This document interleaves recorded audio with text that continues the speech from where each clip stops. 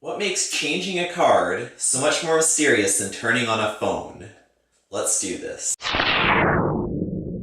So I've been thinking about something kind of interesting for a while. How come there's so many things in the world that nobody understands how any of it works, but for some reason, when you don't understand how a card trick works, or a magic trick, or any kind of sleight-of-hand magician thing, how come whenever anybody looks at that, people are always so much more astonished by it and really want to know how it works? I've been thinking about this for a while, and I've been wondering, what's with this? Why is it like this? So I came to a theory of why this might be. It's because when you go through life, the more you go through life, the less you care about things you don't know about because you get so used to them. For example, you turn on a phone all the time, so you get used to the fact that there's phones that turn on and stuff like that.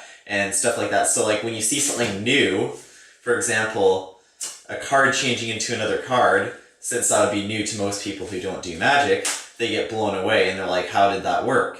Think about it. Children are always so excited to figure out how anything works. When they get older, they lose the ability to really care about any of that stuff, right? There's magic all around the world for them. But then when they get older, they stop caring because they get so used to the world. Because the world is drowning in so much weirdness and lies, but here we are, so used to it that we find it normal and we don't really care and we're bored. So this is what I found really interesting. So looking at all this, when you're a magician, and you get so used to watching people perform magic effects over and over again, eventually the same thing could actually happen. You could stop caring about the astonishment and how amazing the effects are because you've seen so much magic, right?